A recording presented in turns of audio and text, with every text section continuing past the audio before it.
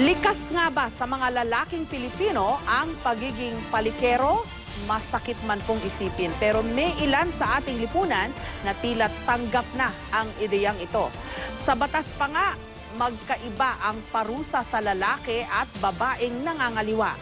Bagamat may mga tagumpay na kampanya para sa karapatan ng mga kababaihan, nananatili pa rin ang malaking kabalintunaang ito sa buhay ng mga Pilipino.